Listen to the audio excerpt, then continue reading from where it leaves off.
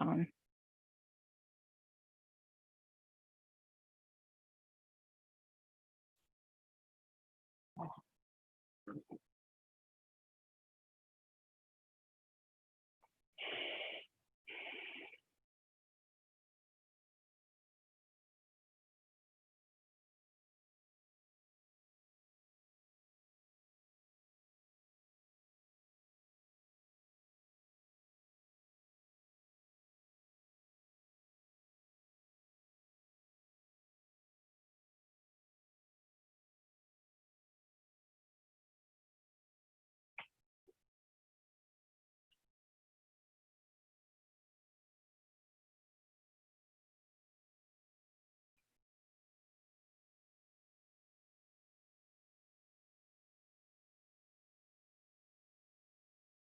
Because, you know, we need to get going. Some of us may not have eaten already, and I don't like 2-hour meetings.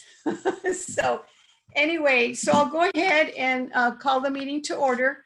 And I guess Luis is not here. Scott is here. Scott Friels is here. I'm here. Jackie Morris is here. And then before we get started, I just want to let everybody know that we're going to listen to the sphere of influence development ideas and considerations. There's going to be a presentation by Marty Brown and David Mack. So we will allow them to make their presentation, and then we hold our questions until after their presentation. And then I will call upon you, and then you ask your questions, and we'll go on to the next person. So anyway. Mary, it's Scott. Does anybody know if Luis has anybody been sending him emails with I spoke to him, Scott. I spoke to him Friday, and I told him. So he knows we're meeting at 6.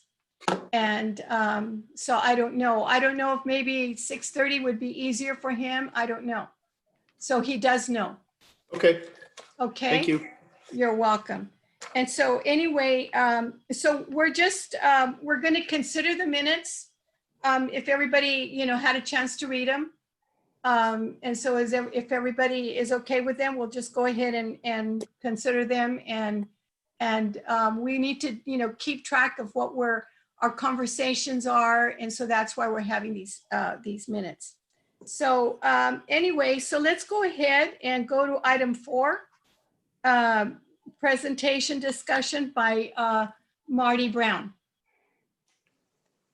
Good evening, everyone. Can you hear me? Yes. Mary, can Yes. I cut in real quick? I just got a text from Dan, and he said he doesn't have an email with the Zoom link, the meeting ID number. Okay, so Liz, can you hear me? Yes, I can hear you. I can Can you text make him. sure that Yeah, Dan I'll text has him. it, please? Thank you. Yes, I will text him. Okay, all right. Okay, Marty, go ahead. So can everyone hear me? Yes. Yes. Okay, good. So David and I have been talking a fair amount about both the SOI, but also the robust conversation we had at the last meeting about kind of the urban growth boundary and creating a green belt of some sort around the city. And I've continued to have conversations with LAFCO about that and done some research online and looking at Ventura as a model and a few other counties. And after thinking about it and considering it further, it seemed like, especially after talking to LAFCO, that maybe the sweet spot for both developing the SOI as well as this kind of idea of a green belt around the city, doing it concurrently and as an overlapping effort really would be, and then would also give the city more control over that green belt, would be possibly developing a sphere of influence that includes the green belt, but a strategy to work with the San Benito Agricultural Land Trust on developing, moving forward with trying to actually capture more conservation easements around the city, directly adjacent to the city, that would preserve open space and ag land indefinitely, as a mitigation for developers, that they could use that as a mitigation tool for development projects in other places. And so,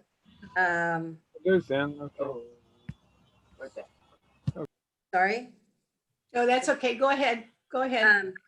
So the idea would be to create a sphere of influence that both has the areas that the council is interested in developing and urbanizing, along with also the areas that would be that green belt buffer, and using the sphere of influence for both, and with an understanding and working with LAFCO on what that strategy would be for the conservation easements, as well as really being able to articulate a vision of how the green belt around the city really helps to capture the vision and the development and the growth that the council wants to see long-term for the city, and how that's an integral part of the city's growth. So that's kind of, after all the research on the urban growth boundary and other approaches that have been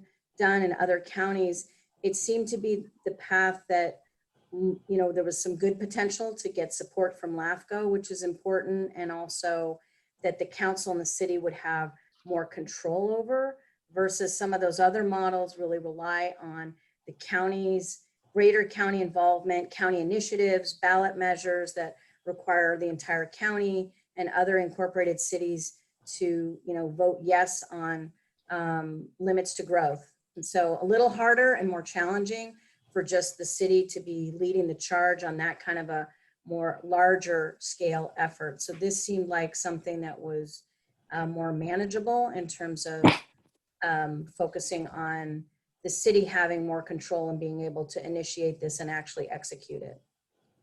So that's the big picture strategy. I think David was going to speak to maybe some of the pros and cons or caveats of taking an approach like this, because of course, when you enter into conservation easement agreements, they're pretty much in perpetuity. You're basically, giving money to a farmer to never develop their property or urbanize it, and keep it, forever in ag and open space. And so, there's certainly some pros and cons to that approach and creating that kind of a sphere of influence. I don't know, David, if you want to speak a little bit more to what some of those pros and cons are. Yeah, so when a jurisdiction, well, did somebody have questions, or can I just? Well, that's what I wanted to do. if anybody has questions for Marty right now, now would be the time to ask Marty the questions. So Scott, do you have any questions for Marty? Yeah, I'm curious. Okay, so I'm hearing this term greenbelt now.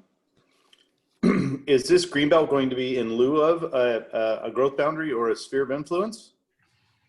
That's what I would be proposing. It's another tool or a different strategy for reaching the same objective that this ad hoc committee has been discussing for the last couple of meetings.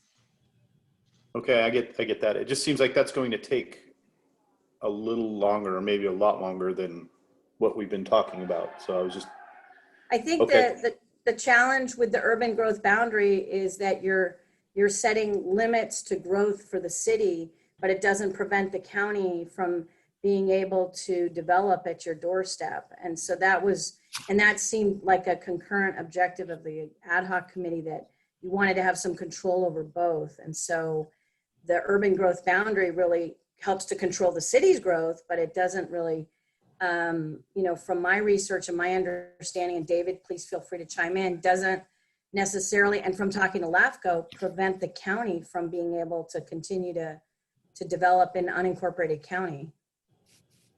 Yeah, so I mean, that's something that we need to confirm with LAFCO, but that's my understanding as well, is that a jurisdiction can have an urban growth boundary, which is generally outside of their area within the county, right? But it doesn't stop the county from potentially developing that land within their jurisdiction. It ensures, similar to sphere of influence, it ensures cooperation with the city, but ultimately they still have the jurisdiction. So where the Greenbelt strategy is, and just so you know, Scott, this is one of the items that Mayor Edge asked for information on. So that's kind of why we got into this. There's a lot of communities, and the ones that I can think of off the top of my head is Livermore. Pleasanton has done it, but some areas up in kind of the East Bay Area have done it.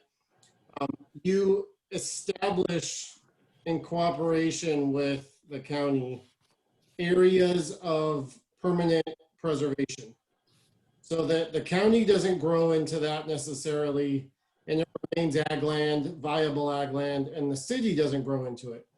It can be used to, as Marty said, you can offer the city, or the city can offer those landowners money in exchange for their development rights to ensure that it's not developed.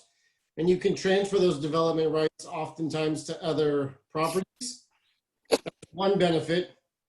One of the downsides is, and it's happened in Livermore, is as you approach that boundary, you're not going to expand beyond it, and it creates kind of a supply and demand issue where as you're running out of land to build single family residential, potentially, you have to then start upzoning your remaining vacant properties or existing properties to continue to build multifamily or higher density development to continue to meet your RHNA numbers as time goes on. So you do kind of centralize development instead of creating urban sprawl, you create more viable, higher density cities. And the only reason that Marty and I talked about it and we thought we should bring it up is if you establish Greenbelt strategies, which are wonderful, by the way, it's just something the city needs to know as you move forward, right? It might be 20 years, it might be 25 years, it might be 30 years, it could be 50 years, but at some point the city is going to expand to those areas. And then because those development rights have been purchased or transferred, that land is no longer developable.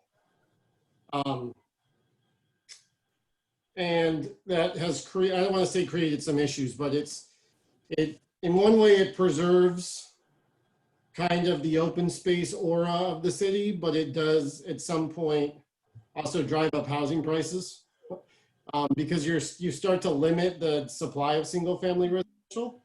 For San Juan Bautista, that's probably not a major issue, but I know that there's some growth pressure coming from Morgan Hill, Gilroy, San Jose, Hollister, and kind of the people of San Juan Bautista, both citizens and elected or appointed officials, waver on that line, right? You don't want to grow too fast, but you don't want to also not grow.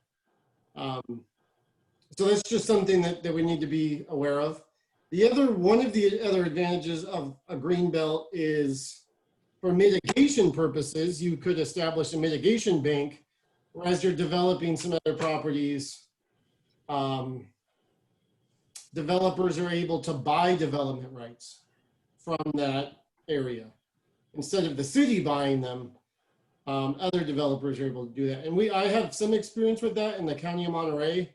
There's some areas of Big Sur or Carmel Highlands that have been preserved, and those development rights were transferred somewhere else in exchange for other areas of Carmel. It gets a little political, but it happens.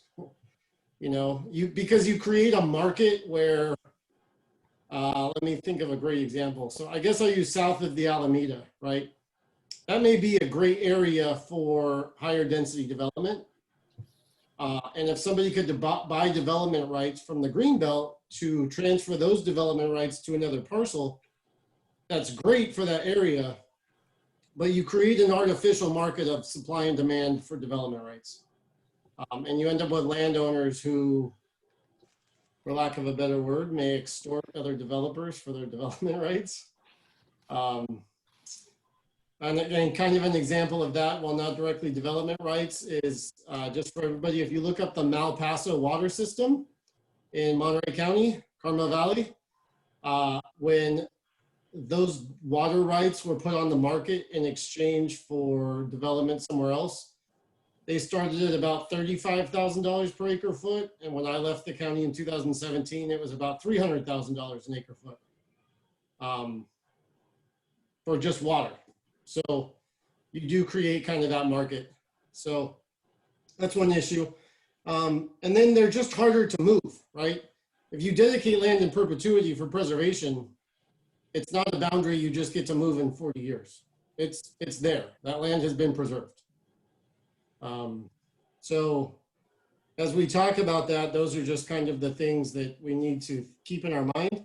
And it kind of goes into bullet point 2, farmland ag land protection. I think that there's some benefits to preserving that ag land. But as I mentioned in another meeting, you also run into the issue of if you have commercial or residential development, as you start to encroach on that boundary, you end up with the right to farm issue, especially if it remains active, viable ag land.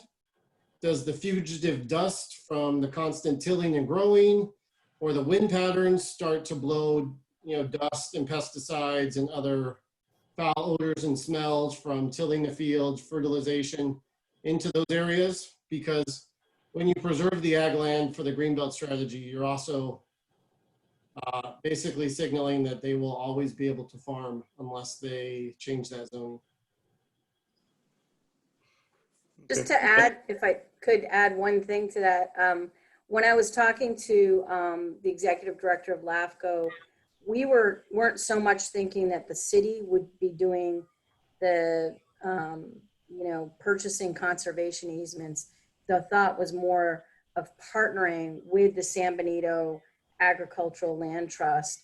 And, they do that effort, but it's a partnership with the city. So I don't want anybody in the city to think all of a sudden we're going to spend all the city's general fund reserve to, go out and purchase ag land or something. That's not really what I would recommend. And I don't think that LAFCO was thinking that either, that they would be our partner at the table. Right, me neither. I'm just saying, once you set up to preserve the mitigation bank, anybody could pay into it. The Ag Land Trust, a private developer, the city could buy development rights if they chose to. I wouldn't recommend it, but you could.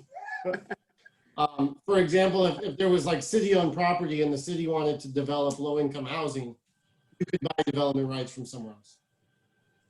I have a question. Can you hear me? Yes. That's my only question. Thank you for your patience while we set up this RV for the first time just before the meeting.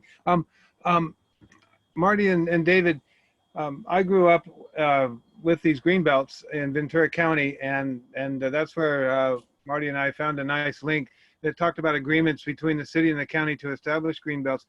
Back to Scott's question, I think we go forward with a sphere of influence and get that established just as we proposed. And then if we want to establish green belts, they become an enhancement to the sphere of influence, right? So it's not going to preclude us from moving forward with a sphere of influence? Right. Right. Yeah. But it was something that I wanted to look into. Oh, no, I did too. It's, looking into the future, I want to make sure that we look into this because it is very important. Very important. And in fact, Marty's done a really good job in following up and researching this. I think sorry, if I could just add one thing that I would mention, Don, is just that the Ventura model, there's a lot of ballot initiatives in there. So there is a lot of voting to get things into place, and there's other counties that are like that. And I was just trying to see if there was a path for creating a green belt without having to necessarily go to some countywide vote. That was part of the reason I had this conversation with Bill over at LAFCO. Okay. A very controversial between Moore Park and Thousand Oaks and Simi Valley. But it does separate one city from the other. So it is a really great feature.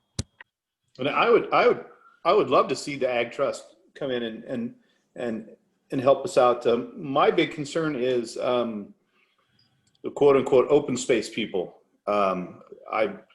David, I spent a lot of time during my career up in Alameda County and Contra Costa County. And that open space stuff up there, especially in Santa Clara County, it's a nightmare. Yeah. There's land up there that nobody gets to use at all. and it just sits. It doesn't get farmed. It can't. The funny part is there'll be signs up saying this area has been cordoned off for some type of ecological study, and nobody could use it. But they have cattle grazing it. So there's some weird stuff that goes on up there. So that really makes me concerned. But if we had the Ag Trust in here, it would be great, because those folks, we know we can trust them. We know who they are Right. to begin with. And it's not Yeah. another bureaucracy, not another government bureaucracy. That's the last thing San Benito County needs Right. is another Well, bureaucracy. So that brings up what I was saying.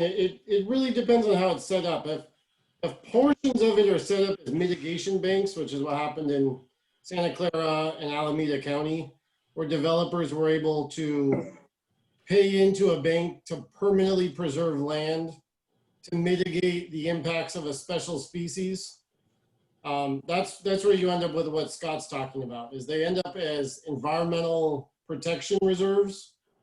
And then nothing could go through there, right? Like if it's, the rainbow unicorn butterfly, I'm being a little facetious. And there's a place in South San Juan Bautista that it grows, and there's one place somewhere out in the fields it grows. You may be able to develop South San Juan Bautista, but you're permanently preserving that other area. Depending on how that preservation or that mitigation is written, those agreements, you can have people hiking through it, walking through it, no access at all. It really but those are things that we could explore later. But I wanted to throw them out on the table that if we set up greenbelt strategies or, protection corridors, the Ag Land Trust of anywhere is always great, but we need to be aware of what the pitfalls can be, because they can be very beneficial, but they can also become bureaucratic nightmares. Right. Right. Hi, good evening. I have a question. So this is Jackie Morris Lopez, the newest member. Jackie, hold Hey. on. I just want to make sure that everybody has had their questions and comments answered.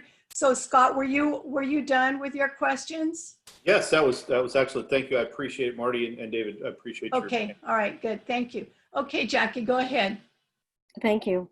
My question to Marty and also to David Mack, the planner, is I'm new to this whole issue of being on an ad hoc committee. I'm a community member at large, so I'm trying to get up to speed. I don't have the experience such as Scott or anyone else sitting on the committee through their membership or participation in other boards. But the little bit of reading that I've been doing and trying to get up to speed is that, number one, when you're talking about Ventura County, that is a much larger county than our county, and i.e. San Juan Bautista. I understand there's lots of open land. Had you considered maybe, Marty or David, looking at a municipality or a small city the size of San Juan in terms of how they would set up, or how they have set up their sphere of influence and their urban growth boundary? I have not. No, I've just looked at some of the best practices that I knew about, and that others, I had heard of SOARS, as well as Don had mentioned it to me, and so did David, and so did one of our other consultants, actually. So that seemed like SOARS is in Ventura County is considered to be one of the best models for Yes, this I've kind heard of of work in the that. country. Yeah. And they So also yeah, have- mainly I looked at that, and then a little bit at Sonoma County. I was a little familiar with that, Monterey County, but and just urban growth boundaries in general, kind of how they work. But no, I haven't looked specifically at a yeah, because similar sized town. Ventura County does have that large need to have an initiative and take it to the voters. So I did a little bit of research on my own this afternoon, and Newman, the city of Newman, which is in Stanislaus County. Granted, it is 10,000 people, so it's not really equivalent to ours. But the thing that stuck out to me about Newman City was that they didn't have to go to the voters if they wanted to renegotiate their urban growth boundary or their sphere of influence. I found that to be very interesting and cut through a lot of the red tape, and a lot of the initiatives that we've been seeing lately are very contentious. And I just thought it was kind of interesting. Is anyone aware of Newman and that process that they went through? And they actually set up they could set up the urban growth boundary for anywhere from like 20 to 40 years, but that's with the caveat that it could be, renegotiated or changed with the city council and not with the vote of the public or initiatives. We'll look into that. Yeah, I'm not familiar with it. Thank you. I know what it is. Did- I'm not familiar with how they set it up, but in my experience, most sphere of influence or urban growth boundaries are not set up by the voters by Yeah, initiative. same here. They're generally adopted by planning staff with LAFCO in cooperation of the county and city jurisdictions. Where you end up with them established by initiative is where voters or citizens don't agree with what the city is doing. And that happened in the city of Marina a while back, where the residents of Marina, and I want to say it was the early 90s maybe, the residents of Marina wanted an urban growth boundary and city leadership did not. And there was an initiative put on the ballot to adopt one, and it actually specifically showed where it would be. And when that initiative was voted on and passed, the city was forced to do it. And because it was a voter initiative, they couldn't change the boundary. It took significantly longer. I wasn't there, but it took longer. Because the EIR for it had to analyze certain impacts, and that boundary couldn't be adjusted without a change of the voters. So I would say, just for general conversation, any planning services or actions done by initiative is not recommended or beneficial. Yeah, Hey, yeah. agree. Governing by initiative can be effective to get stuff done, but it's extremely hard to change, and it's very onerous on the jurisdiction staff because they have. I wasn't recommending that. I was just pointing out the fact that this little city of Newman had gone around that without having to go to initiative. That was my comment. Thank you. Yeah, I just wanted to clarify that most cities that end up doing it by initiative is because there's some contentiousness or a lawsuit involved. Are you And aware? Jackie, just to What? add that the proposal at the top, the presentation, that I was making, or a potential recommendation, does not include an initiative or vote either. I mean, that would go through the traditional LAFCO city county negotiation process. So, but the difference is there isn't a time frame expiration like there probably is from what you've said in Newman. There's those agricultural lands that go into conservation easement would be in perpetuity, as David said earlier. So there's one difference, but neither of them seem to be initiatives approach. Okay, thank you, Marty. Jackie, were there any other questions or comments? No, I'll go ahead and listen further. Thank you. Okay, so Councilman DeVries, do you have anything to say? I do, thank you. Marty, I want to just clarify something that you said about the Greenbelt open space conservation agricultural open space easement strategy as being mutually exclusive to an SOI and UGB. I don't think that they're mutually exclusive at all. And I think that when we start talking about green belts and open space easements, those are wonderful. I've done those. I've worked with the San Benito Land Trust, and I used to represent the Big Sur Land Trust. So I'm all about that stuff, but I don't know why we take our eye off the ball right now in creating an SOI and a UGB, and then short term, and then our long-term goal should be to pursue greenbelt opportunities, since those all involve money. That's the bottom line with open space easements, it's money. And whether you set up some system like David Mack was talking about with transfer development credits, I tried for San Benito County for 14 years, we tried a TDC program, David, and we just could not ever get that thing to click. Because then you have to determine sending areas, receiving areas, all that stuff. I think TDCs are a great concept. getting it to work here, I don't know. We weren't successful at San Benito with the county for a long period of time. Is there still an opportunity to do some kind of TDC type approach to development in and around San Juan Bautista? Yeah, there might be. But I think right now we come up with a sphere of influence. And one of the points I was going to make tonight is that I've been thinking about this a lot since we met last time. I don't think that our UGB is going to be a whole lot different than our SOI.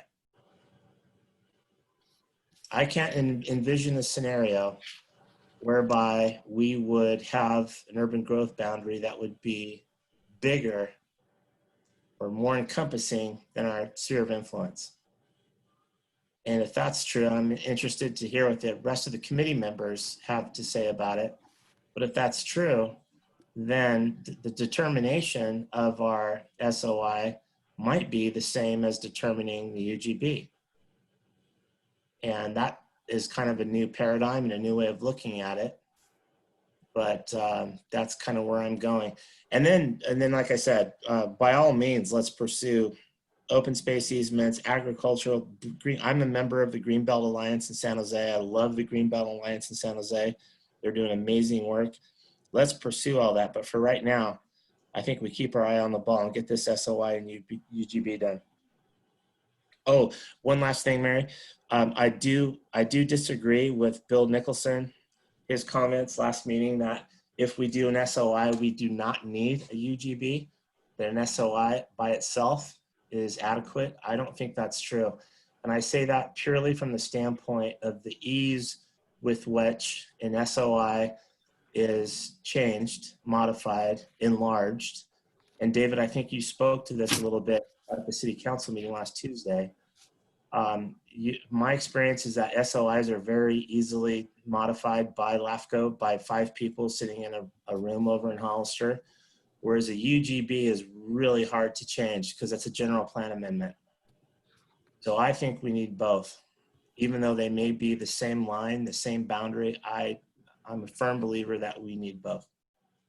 Thank you. Hi, this is Jackie again. I just want to also refer back to the research I did on the city of Newman, and it's really interesting about what Dan was just bringing up, that their UGB and their SOI were actually the same boundary for that city.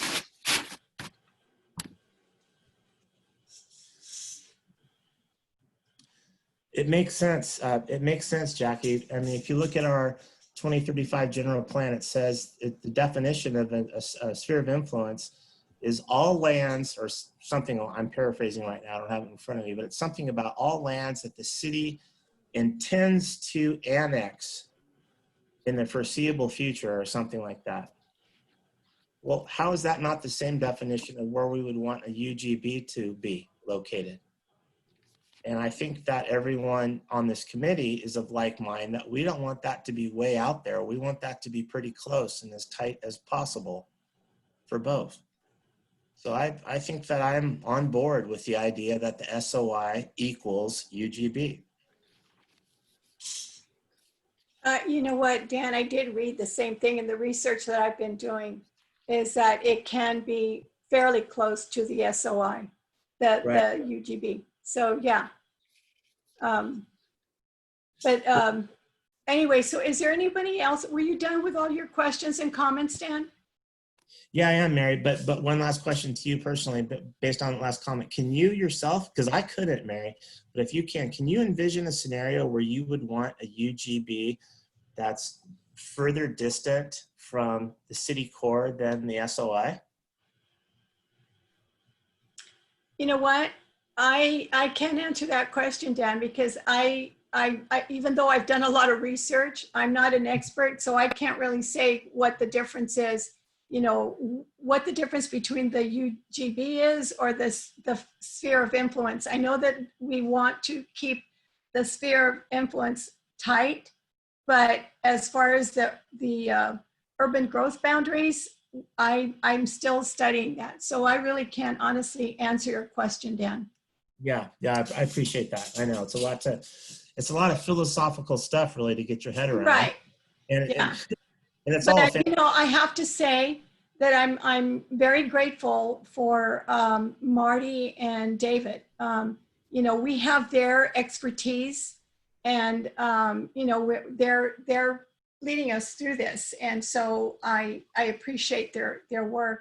And I was talking to Marty earlier, and I had done all this research, and she'd already done it, so I didn't have to do it. So you know, I'm really grateful for the two of you, and also Dawn, for, you know, bringing both of you on board. So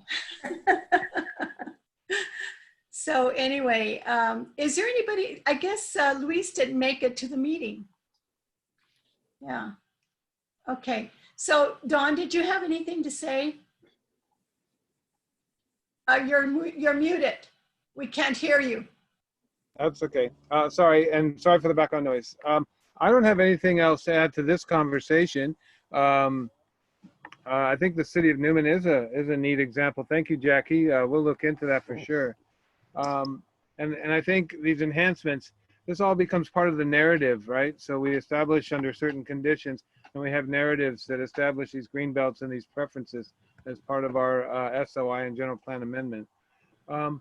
I was getting back to the map itself, and I don't have the agenda in front of me. Are we going to talk at all about changing the map? Because to answer Dan's question, if we're going to change the map, then that would help me to better understand if the UGB and SOI would be the same. So if we're going to I add think parcels or delete parcels. we had talked about keeping, David, correct me if I'm wrong. Didn't we talk about keeping the same SOI? Did we talk about that a couple of meetings ago? No, my recollection is that the committee wanted to not keep the SOI that was in the general plan and develop a new one. Okay, that's my recollection also. okay, I think it was specifically, Mary, I think it was too expansive to the south. I think towards the north and specifically the northeast, in some instances, the SOI is the same thing as the city limit line, as I recall. But I think towards the south, towards the mouth of the canyon, it gets pretty expansive. And that's what I wasn't automatically comfortable with. okay. I'm gonna pull it up just while you guys are talking. I just have to find it again. So. Right. I think we do need a buffer of a parcel, if not two. And on that north side, granted that's mostly floodplain down there. It's not easy or possible maybe to even develop the properties. But how can we create a green belt or a buffer without a cushion between the incorporated boundary and the SOI UGB? So I think it would be smart to expand it on the north side. Expand what, Don? What do you mean? Get right now they're the same. That the sphere of influence is the same as the incorporated boundary, and it would be better to create a buffer between the two than have them. Okay. I have a question, and I'm naive about this. What about to the east with our SOI or our boundary in terms of how it runs closely to Hollister's SOI on the east side? Does anyone know? I don't think No. Hollister's close. Yeah, Jackie, those are miles and miles and miles apart. Does Hollister pass Union Road? Yeah.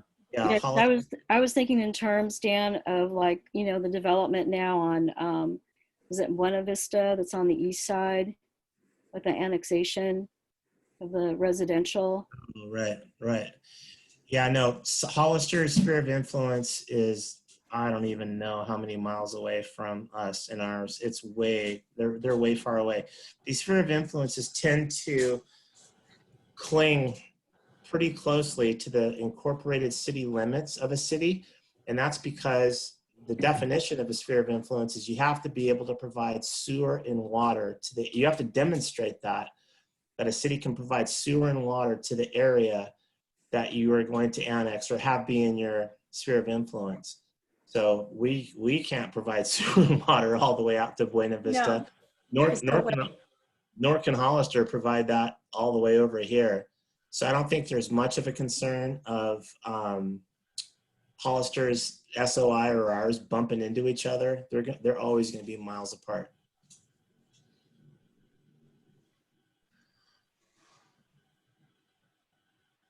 So this is one of the more recent maps we looked at. Can everybody see this? Yeah, Yeah. A blue line is the sphere of influence that's proposed in the general plan, but was never formally adopted by LAFCO. So it's not actually in place. And as Dan said, it mimics the boundary to the north of San Juan Bautista, but then does go pretty deep down San Juan Canyon to the south. I don't want to say, I don't know how many miles or acres this encompasses. But it doesn't really expand to the east. It's primarily the west and the south, maybe some north. But yeah, again, my recollection was that the committee did not like the layout of this and wanted to develop a new boundary. so David, where were we gonna bring it in? Well, we never actually started to develop or identify where we wanted to put it. Okay, all right, so we have to work on that, right? Yeah, as the committee, I mean, the committee needs to kind of together figure out, do you want more parcels up here to the north included? Do you want less down here? Is this okay? Or do you want more to the west, more to the east? But one of the key factors, which I know we did talk about, is it sounded to me, and if I'm wrong, everybody correct me, that the preference was not to split parcels. So we would like to follow parcel lines, which oftentimes may add or not add enough acreage or enough boundary, but that's kind of what the committee needs to figure out and discuss. Yeah, so I have a question regarding the San Juan Canyon. What advantage would we have keeping the San Juan Canyon? I Well, mean, one of the advantages is I think it's this area, right, Don? Can you see my cursor? I think it's this area where there's in dispute about whether or not there's a historical parcel map that has about 100 parcels. Maybe. Lot 7 and that area to the west, Yeah, so, both of those on either side of Mission Vineyard, on either side of Mission Vineyard. And then yeah, I think back here is mostly the cement plant. It's like one giant parcel. right. And when they did those studies in 2000, they included the cement plant. So it's a question of whether or not the cement plant will be in or not. The cement plants on the Davidson prop, that's three parcels. 3 It's, parcels. Those three. yeah, 750 acres. That's a lot, yeah. So, I mean, just talking for myself, Mary, and I don't know the background of how this map was developed, but I would assume from a planning point of view, there's kind of the idea to expand and promote the Alameda, even where it crosses the highway. So if this becomes kind of like an extension of the downtown and, like one of the premier places, because you can see it from the highway, this may want to be, and I'm not lobbying for it, but just thinking, this may have been included because you could put commercial, retail, and residential here within close proximity of the future development of the Alameda. okay, But I don't know that. I mean, I'm just thinking, right? right. That I may think- have been it. I think But we wouldn't have to go all the way up to the canyon, the San Juan Canyon, right? Well, you wouldn't have to, but I think this is one parcel. Oh, okay, I get One it. of the keys is that you follow parcel lines and you don't arbitrarily Yes, parcels. okay, I get it. And Scott, that parcel that David's talking about right now, that's Davidson?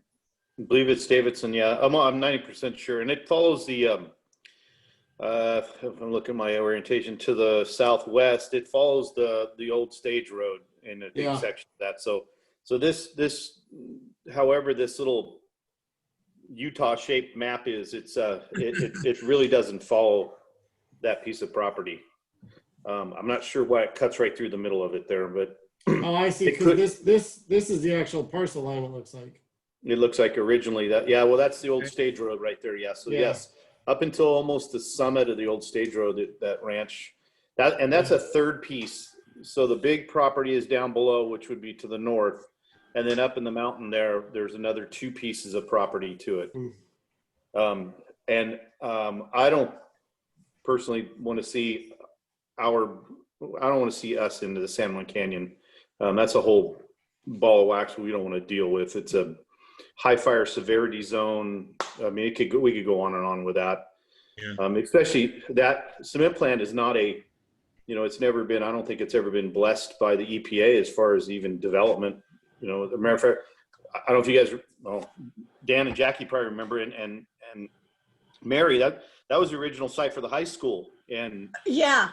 it got shut down because it had too much lime in the property. But the irony is they took that same amount of lime and moved it out to the valley to mend that soil. But so I don't even know if it's even, viable for us. Currently it's ag land. Who knows what's buried in that So- mountain? Well, what could we do with that cement plant, Well, Mary, I can tell you a while back ago, there was an awesome outfit called Bill Graham's Presents that wanted to put a amphitheater in there, but Ruth Kessler shot it full of holes, and they didn't want to deal with her. That's right. Dan, do you Oh, remember wow. that? I remember, I forgot about that. What do I Yeah. remember? I was involved with that deal. Yeah, an outdoor amphitheater. Hey, David, what? I wish I could do the cursor, but go to the northwest, and there's a big giant parcel there. No, further to the left.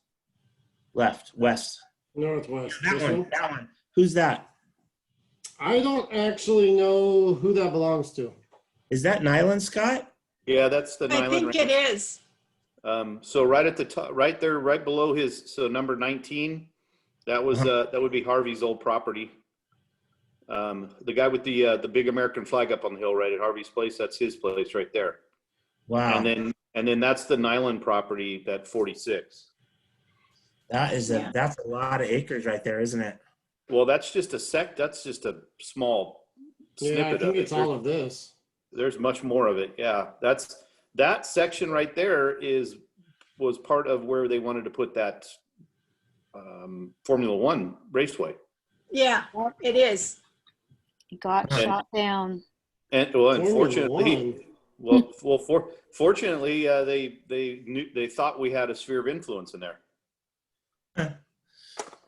But that's within our sphere of influence It is. as currently proposed or currently set forth in our general plan. I don't know if I'm not comfortable with that there either. I think the biggest question I would ask to the committee, which again is philosophical, but that's what's kind of cool about this committee, is when we include something within our sphere of influence, is that going to be growth inducing, or are we going to be able to control it better? I can answer on behalf of my experience with the city of Hollister. Anytime, again, I was with the county for 14 years with Anthony, and anytime we increased the sphere of influence, it was growth inducing. When we put a sewer line down Southside Road, when you provide water and sewer, the home builders come.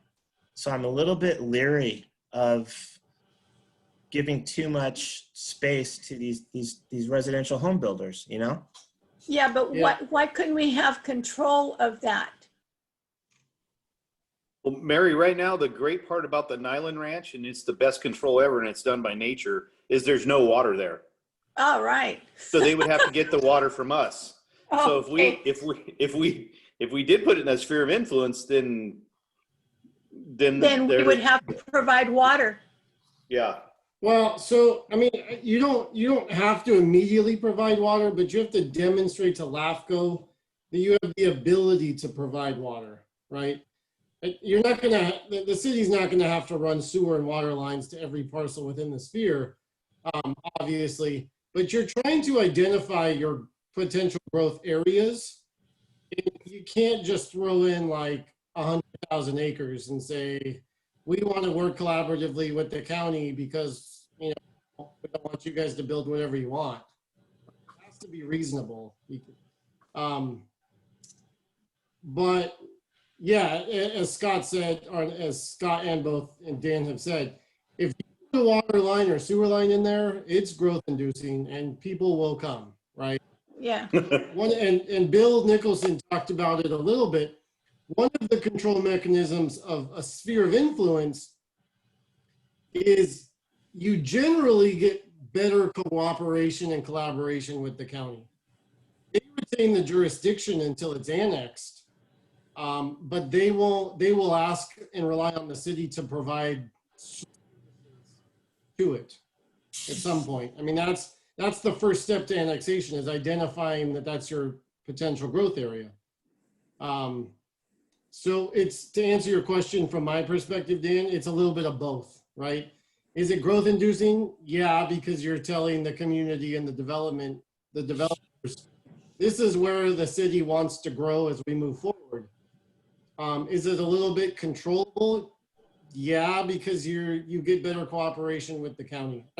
Maybe not San Benito County, I don't want to say better, but you ensure cooperation. If it's outside of your sphere of influence, you may still get some cooperation, but they're not obligated to talk to the city, right? They could just, it's still under their jurisdiction. They could just do what they want. So it's a little bit of both. And if I could add, this is why, you know, at the top, when I started the presentation, the conversation with Bill Nicholson, one of the things, because my understanding from the council and the ad hoc committee was wanting to protect this, you know, the surrounding city from just, you know, growth inducing urbanization and development, that his idea, you know, he said, you know, if you bring forward a strategy working with the land trust to try to develop, you know, create these conservation easements over time, and that's part of your sphere of influence and possibly your UGB, Dan, then you now have a strategy and you're saying, look, this is part of our identity, and part of that identity isn't all just about growth. It's also about preservation of agricultural land. And so he thought that LAFCO would maybe be amenable to that concept, is including that strategy in your sphere of influence. Yeah, no, I'm all about that, Marty. I just know that anytime you're talking about conservation easements, agricultural, open space easements, any of that stuff, there's usually money changing hands. Oh, yeah. And we have no money. If some of these outlying landowners in the purple here want to do some kind of sale or donation to the land trust for a tax write-off or for some kind of beneficial economic advantage they have, great, but we don't have any money in this town to be accomplishing any of this stuff. So that's why I think we shrink the SOI, we make the SOI our UGB, call it good, and then start on some kind of public relations campaign to maybe persuade people to donate to a fund like that. Or I like David Mack's idea about developers that do come to town within our UGB, our SOI, maybe trying to exact some kind of development fee from them that could go to buy transfer development credits. And have these areas in purple be sending areas, and have the areas within the dark blue line be receiving areas. Do you like that, David? Yeah, I mean, it's a strategy. I was going to bring that up, Dan. I think one of the key questions for this committee is, do you want a bigger sphere of influence, which indicates you're going to grow significantly, right? No. Or do you want a tighter sphere of influence that states, okay, San Juan Bautista at this point is not intended to grow based on our potential provision of water and sewer and other things. And there, again, there's pros and cons. If you have a tighter sphere of influence, especially with a greenbelt strategy mirrored with an urban growth boundary, which is harder to move, as Dan has said, then one of the other aspects, which I also brought up earlier, is the city's going to need to be prepared to potentially upzone some of their existing acreage Mhm. In order to continue to meet RENA numbers for affordable housing and single-family dwelling, you still have to be able to put in the units under No, right. Totally. housing community development. The San Juan Bautista can't say we want a tight sphere of influence and, oh, we're built out, we're out of time, we're out of luck, because what Right. people say is great. Take all Right. your low density residential and zone it to medium density or high density residential. Sorry, I'm getting dinner. Hey, special assistant. Yeah, that's my assistant. Um, Hey, so David, I have a question for you about that. The old urban growth boundary that we had in the previous general plan would have allowed for San Juan Bautista to grow to a population of 5,000 people, citizens, based upon calculations that were done at that time, yeah. and using infill primarily. Do you have a sense of what you think Sacramento needs from us in terms of a number? I don't. All I can say, Dan, and to the rest of the committee is my experience in planning is California they already are, but they're going to be pushing more RENA numbers. They're going to be pushing legislation and the construction of housing. You know, there's a lot of state laws now that are coming into place where jurisdictions have a set amount of time to review applications, and if not, they're deemed complete by law and they're buildable, because jurisdictions have dragged their feet for one reason or another. So I think honestly, and this has nothing to do with San Juan Bautista, but just as a general planner, I tell the cities that I'm working with that they need to be prepared to put in housing. Whether it's single family, medium, single family, low density, medium density, or high density, the housing numbers aren't going to stop, right? There's a big political push to provide affordable housing, and I don't mean affordable like as in the category.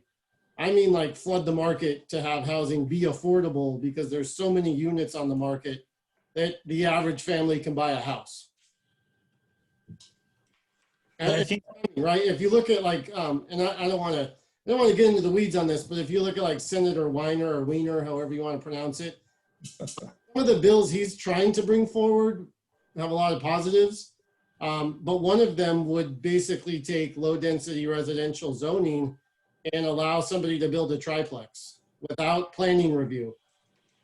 And there's a little bit of that in place now where you can build an ADU and a junior ADU on a single lot, because that's how the housing's going to come. So I don't have an exact number. I know that was the nature of your question, but I think that San Juan Bautista moving forward needs to be prepared to continue to get RENA numbers and provide housing. And the more vacant land you have that you can provide services to, the more likelihood those numbers will increase. What does the acronym RENA mean? Regional housing needs allocation. allotment, I think. One answer, please. Allocation. I had two people speaking. One person, please. Can you tell me? Regional housing needs allocation. Thank you. The number of affordable, moderate, low, and very low housing that needs to be built as determined by the state. I think we already went through that process, if I'm not mistaken. Mayor, Mary, and Dan and Scott with the housing element that we did a couple years ago. Didn't that Well- come up with that? If I Yeah, can the answer- city did, but every time you update your housing element, which needs to be done with the general plan, or there's 8 cycles, you're getting new numbers. So, and if I can add to that, we were using numbers, Jackie, that had been created in years past. And right now, not our COG, but AMBAG is working on population projections. And from that, they will derive a whole new set of our regional housing needs assessment numbers. It's our pro rata share. So how many? As an old time resident here and growing up here, I mean, literally growing up from infancy to my adult years now, I mean, there's only so much acreage in our city limits. What are we going to do? Grow vertically? I mean, one size does not fit all in California. I just think it's absurd, this legislature that's coming down the pike. Well, to answer your question, Jackie, yeah, and that's why I'm bringing it up, right? If the city can't can't continue to build out, We have to build up. then you have to build up. You have to go vertical. You have to get a higher density residential. But you also have CEQA, you have EIRs, you have, light pollution, you have all these other, laws that could hopefully work so that you come to sort of an agreement of how you want to build and how much you want to go high. Yeah. I Yeah, don't, but I don't, I don't feel But like I we can- understand we need to demonstrate that we have a plan. Yeah, I And we understand can't that. let the state come in and dictate what we're going to do with our community. So that's why we have to strategize and put everything in place. And going back to, how we want to do this, I disagree with Dan. I think that we need to concentrate on these green belts to keep a buffer and have it well planned out so that we don't have it just wide open and have, put our SOI out, but then what happens with the outside? We need to have a buffer. So, Mary- Jackie, really quick to answer your question. Yeah, I guess that was my frustration. Sorry, my comments. no, it's okay. Dan, let me answer really quick. Yes, that's a frustration that a lot of cities and jurisdictions are dealing with. But I'm just going to throw out an example of San Juan Bautista because I looked at a couple properties today. If along the Alameda, right, where kind of where JJ's Burgers is and that parcel across from, I guess, the soccer field, as I call it, Uh-huh. the mixed use zoning in San Juan Bautista allows 3 stories or 50 feet. Wow. The state could say to San Juan Bautista, theoretically, I'm not saying that they would, okay, you're out of land to grow out, but your zoning allows 3 stories and 50 feet. So start building 3 stories. Because you don't have you have the ability under your zoning to add more units vertically, right? So, and it's a conditional use permit, right? Right. That's why I'm bringing it up, because there's pros and cons to it. If you identify too much space, then you're indicating to developers in the state that San Juan Bautista really wants to grow. And if Right. you don't identify enough space, your growth potential goes vertical versus kind of Right. and vertical. It also seems like a catch-22 because if you make the boundaries too large, you're sending out that message, hey, we're open for business, come build. But then if you make them very small, then you have less influence, which is the SOI. And I'm feeling like why we're sitting at this ad hoc committee is because we're kind of out here flapping in the wind because we don't have the boundaries. So it feels like a catch-22. Maybe that's just me. Yeah. So David, I have a question. Do we have to go 50 feet? I mean, could we adjust that? Well, I mean, you don't have to, right? It's so in the mixed use, the example I used, it's a conditional use permit. It needs to go to the planning commission. But if the city doesn't like it, and this is getting away from the sphere of influence, but if the city doesn't like that, it's a zoning ordinance amendment process, right? Because that's what's in the zoning ordinance now. And if you remember, it came up with Casa Rosa, right? There was the whole discussion of this is over density, but in reality, under the state's affordable housing density bonuses, Casa Rosa was underdeveloped. Yeah, So I know. Okay. Mary, I want to respond to something you said. You said you disagreed with me that you think green belts are important. Nobody thinks green belts are more important than I do. I'm a lifelong believer. Okay. Sorry. I've done them. I've done conservation easements, agricultural, as a lawyer. I was involved with the Silver Ranch over there by True Leaf. And we transferred some development credits over to San Juan Oaks. I believe in green belts, open space easements, all of that stuff. The thing that I'm aware of, though, therefore, as a result, is that they require money because you have to have a willing landowner who is agreeable to put his, this easement on his property so that it can never be developed again. Right. And a landowner's only going to be willing to do that if there's an economic incentive for him or her. And that could come in the form of a tax credit. It can come in the form of lots of different things. But I just didn't, so while I want to pursue agricultural easements in and around San Juan Bautista, I don't want that to slow us down on determining the sphere of influence and your urban growth boundary.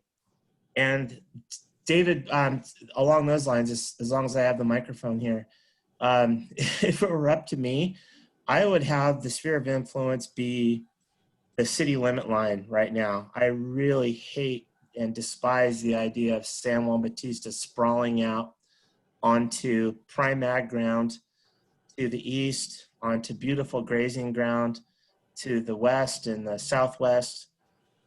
But I'm also practical and pragmatic when I see the type of pressure that Sacramento is putting on us and every other city. So when you say like, well, you guys need to have as much land as possible, I think that what would be helpful to me as a member of this committee is, and I know this is asking a lot, and maybe might be asking you to look in your crystal ball a little bit, but what type of future growth do we have to show to Sacramento so that in our next housing element, our next update, so that we don't run the risk of being denied CDBG funds and all the things that they can do to us? I mean, what's our target? What should be our goal? How big, how much land do we need to show, David? Because like I said, to start off with, I would like to show as little as possible, but maybe that's not practical. Maybe we need to show a little bit more than that, but I need to look to you and others that are more in tune with what Sacramento is requiring these days. Well, so, and that's why I brought it up, right? If we show as little as possible, then the city needs to be prepared to grow vertically. And I don't mean like 5 to 6 stories vertically, right? But you're probably going to see more 2 to 3 story buildings of a mixed use variety, or higher density apartments with smaller spaces to maximize the development potential. You know, but for example, a 3-story building in San Juan Bautista, while it might be allowed in the mixed use zoning area now, would look like a lighthouse because there's not very many 3-story buildings. There's, you know, maybe the old historic building where I think the Masons meet, or, you know, across from the Mission. There's a couple, but they're not functionally 3 stories, right? They're just aesthetically 3 stories with maybe, you know, 10-foot, 11-foot tall ceilings, because that was the older development pattern. Honestly, Dan, to crystal ball it, and I don't have an exact number, but my experience would be the city should plan on 3% a year, or 3% a cycle, right? Which doesn't sound like a lot, and I don't know if 3% is the right number, but it shows some growth. But as you go through cycles, that 3% exponentially, it becomes more and more, right? 3% of 100 would be 3 units, but 3% of 103 is like 3 and change. Then 3% of 106 is 4. So over time, you end up having to provide more units. And I think the bigger push is not going to be necessarily market rate units. It's going to be officially and unofficially affordable units. You know, whether it's in the form of accessory dwelling units, or junior ADUs, or duplexes, or triplexes, or if you guys all want a great example, Google the missing middle income or missing middle housing, and you'll see kind of houses that look a little bit more Victorian or townhome style that are multiple units, but visually they look like one large house. That's what I see the state pushing. It, you know, when I left Marina, we were big into that with our downtown vitalization. Residential above retail and commercial everywhere. Because because Marina had to start figuring out where they were going to put their units. And for example, if you're familiar with Marina, there was the Sea Haven development, and there was some of the Fort Ord reuse authority stuff. As Sea Haven developed, because it was primarily market rate, the RENA numbers within the rest of Marina went up because the city had to account for that portion that wasn't built to be affordable. So I would say a 3 to 4% increase would probably be on the conservative side. And have we, David, have we done an analysis of what opportunities there are just for infill within the current city limits, which I think is the red line? Yeah, the red line. Like if within the red line, it was completely built out, not even going vertical, but there are infill opportunities within the red Sure. line. What does that get us? What does that get us? I think we need to figure it out. And then this 3% per year, I think we have to be thoughtful about that too and say, okay, well, how much is that quantitatively and where should that, and then second question, most importantly, where should it go? Yeah, and I wouldn't say it's 3% per year. I'd say 3% per housing cycle, which is a little bit different. Okay. All right. Every 4 to 5 years. Yeah. Okay. But it could be higher. That could be severely underestimated, right? I just don't know, because as development pressure increases, right? And if you look at Morgan Hill and Gilroy, not to pick on them, but I know the people that work there. The product that is sellable is becoming more of the townhome, higher density, 3 to 4 story, possibly 5-story buildings. Right. But it's also achieving their RENA numbers, maximizing development to attempt to limit sprawl within their existing vacant land. Yeah. Right? A developer would rather, and most developers I know, if they could put, 70 to 80 units per acre, they'd love it because they're going to make a huge profit. Versus like 5 to 10 units per acre, right? The housing costs for the lower density are more. But when you factor in CEQA and construction loans and everything else, they get more bang for their buck at higher density. I have a question. Is there a Go time- ahead. Yeah, so I'm listening to this conversation, and some of it's just kind of zipping right over my head. But since Luis is not here, maybe someone can answer. He's part of the Historic Resource Board, correct? Is he not? Yes. Okay. So where I'm going with this, is there not some sort of allowance, because we are a little historic village, that we have some protection and some guidance? Or, I mean, do we have to succumb to these general rules that you're talking about coming down the pike? And do we have a special status that we have, historic downtown, historic streets maybe going north and south and east and west from the main street? Does that allow us some protection in what we have to be told to build? That work for the protection of our existing stock. So we need to preserve our existing buildings. And then as we design, it's primarily related to design, as I understand it. Not so much capacity, be it commercial or residential. It's the look.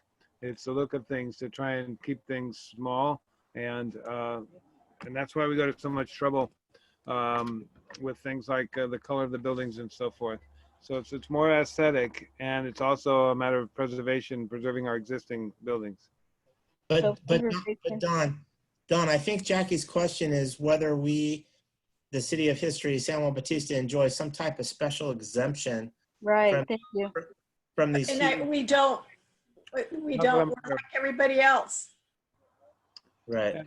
And to answer your first question, Dan, and I would need to double check the general plan, but and the housing element. I think EMC, when we worked on our 2 housing elements a year ago, actually did look at build out versus sphere of influence. And so I would need to go back and double check. I think we did look at capacity, because remember, we did a whole survey of which parcels might be eligible to help us meet our, and the one on 70 Mucklemy was rezoned to a higher density to meet the RENA numbers. We're just fortunate that the RENA numbers were so small this time around. So, so I think the housing element has answers to those questions, and I just would need to go back and look at that. Okay.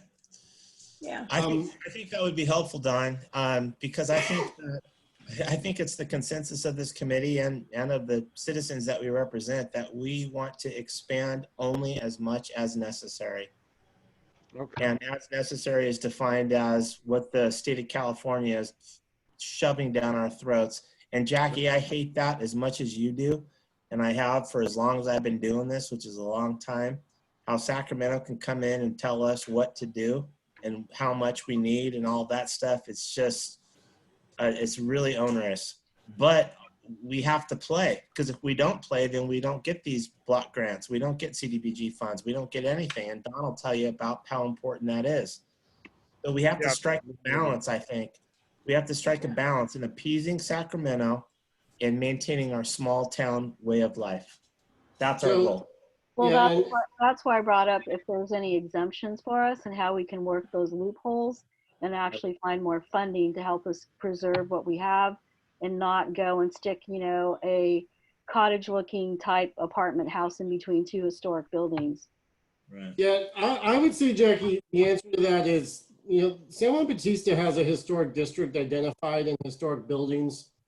And you wouldn't have to take a historic building and add 2 or 3 stories to it by any means. You could, but you wouldn't have to. So there is some of those protections, you know, the historic context of San Juan Bautista could be preserved. The flip side of that is the state could also say, great, you're not going to do higher density there. You're not going to provide housing there because that's also a valuable resource near the mission, but you're going to provide it somewhere else, right? You may, looking at this map, if this is the historic district, you may provide it up here in 41 and 42 because I that's think they right near your did that. historic district. Yeah, they did that with the housing plan up at the big empty lot there by Valero. Yeah, and so that's that. I mean, I don't want this to be like, you know, like fear factor or scare tactics. I just think that the committee needs to know that there is, as Dan said, there's a balance, right? If you have a smaller area in which you can readily provide services and build as the years tick off, that you have a smaller sphere of influence, you're going to be faced with the potential to go vertical. If you have a larger sphere of influence, you're going to have some sprawl, but your vertical would be put off a little bit. But then it brings in the zoning ordinance where San Juan Bautista does have zoning districts that allow for 3 stories and 50 feet right now. So, you know, there, as San Juan Bautista grows over time, there is going to be that balance and there's going to be some pressures. But that's a consideration, right? I by no means think that San Juan Bautista should have a gigantic sphere of influence because, again, you're indicating to the developers and the state, we're ready to build, we're ready to put in the infrastructure to make this happen, and they'll knock on the door. And if you have too small a one, the state will knock on the door and say, okay, to meet your RENA numbers, you have to build X amount of units. You're going to need to upzone some properties if you can't do it. And that's changing from low density to like mid or high density. And I mean, just to answer the question, you start to lose the grant opportunities, and not to throw Governor Newsom under the bus, but it happened again to Marina right before I left. They were so far behind on their RENA numbers that the state threatened to pull their SB1 gas tax money for infrastructure upgrades. And the city had to grapple with, does part of our budget go to maintaining roadways if the state takes this away? Or does our money go to identifying where we're gonna put more housing, even though it's not ideal to the community? So see, we need to just put our heads together and plan out a good plan. And so it's after 7, and I know some people have to get going. So shall we just go ahead and maybe give Dave, what can you do for us to help us with our meeting next time? And should we meet in 2 weeks, 1 week? I vote for 1 week. David? It depends on what you want done in 1 week. Yeah, I mean, I'll be a little selfish for me. I can meet Monday, but I'm not available tomorrow or Thursday or Friday due to some other commitments. So depends on what you want done Monday. No, I'm talking about, do you want to meet in 1 week or 2 weeks? Well, to me, I'm staff. That's up to you, the committee. So I think it should But be. I think next time we meet, we really do need to start grappling where this line may be. Right, that's what I'm Yeah. getting at too. Right, I wanted to focus on the line, and I wanted to look at our housing element general plan and come back with some numbers, because I think the research Dan's searching for has already been done, but it'll take some time. It'll take some time to straighten that out. Yeah, so Don, could you look at our housing element and then report back to us? Yeah, I can take that on, because I brought it forward a year ago. I would say October 5th is better for me, but if you guys want to meet next week on the 28th. October 5th is good for me. Okay. Marty, how about you?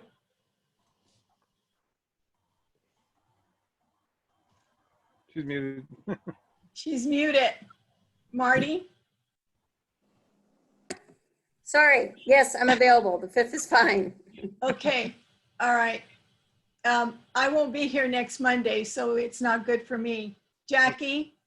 That is in 2 weeks. That would be fine. And my suggestion is, if Luis, I mean, is this like you show up when you can, or do we need to have another? No, I talked to him on Friday. He said he would be here. And so I don't know what happened. He might have gotten tied up in traffic. I need to find out if maybe 6 o'clock is too early for him, because I know he works and he commutes. I don't know. So I'll give him a call and find out. Well, does the committee want to meet a half hour later if that helps him? I don't know. I need to ask him.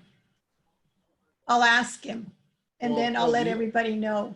Does 6:30 work better for you guys? I guess is the nature of the. No, 6:30 is too late for me. I'm sorry.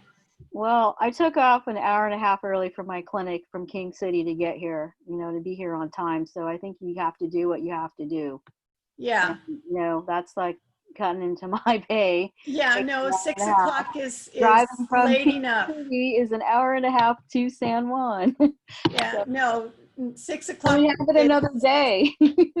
Yeah, no, so we'll meet October 5th, and for now it'll be at 6.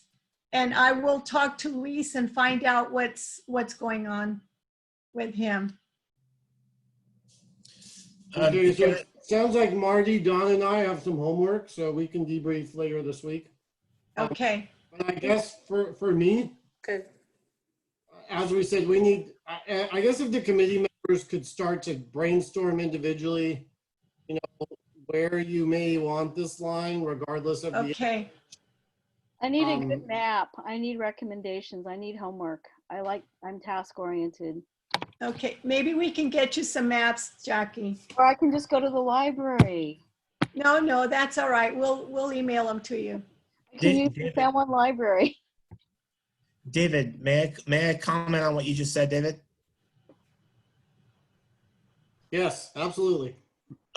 So for me, yeah, I can brainstorm or think about which parcels should be in, which parcels should be out.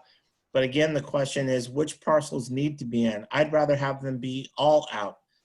So in order to answer the question of which need to be in, that's really the same way of asking the question, how much do we need? How many units do we need? And if it's a 3% per cycle, if it's a number, I think we need to be thoughtful about it, and we should be able to explain to our constituents, our citizens, hey, we needed to do this. We needed to set the SOI at this point because it provides us with the opportunity to provide this much in housing, which is what Sacramento is enforcing on us. And I just don't know those numbers. So if there's anything that you and Don and Marty could do between now and our next meeting would be to bring that into focus a little bit, give us a comfort zone that if we have the SOI set at a certain boundary, that will with current infill opportunities that Don's going to find out from the housing element last time, that will allow San Juan Bautista to grow to a population of whatever it is. And then we can rest assured in the fact that where we're setting this thing is going to serve us well for the next how many ever years. Right. So in essence, It's- it keeps the state off our backs, That's and right. we can still get money. Yeah. That sounds good.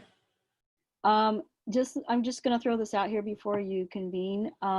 So if Louise can't make it on Mondays and I'm having to drive from King City, is there any other day that the committee would entertain meeting, like Wednesday or Thursday? I believe the reason we came up with Mondays was because it was easier for Luis. So I have to check with him and find out. I'm available Wednesday and Thursday. Tuesday is generally the council meeting, so that's kind of out, but Wednesday and Thursdays work for me if it works for anyone else. Okay, I'll keep that in mind. So I'll just speak for me.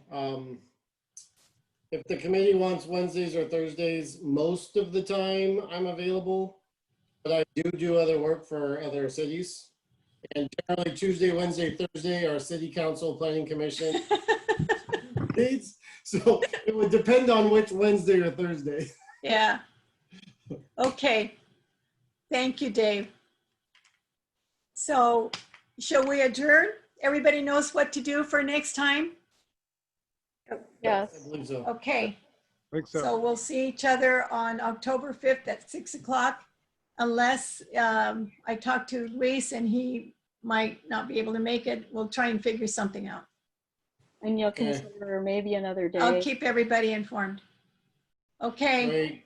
Thank you. thank you. Have a good evening. Thank you. Thanks. Bye. Hi, everyone. Good night. Bye.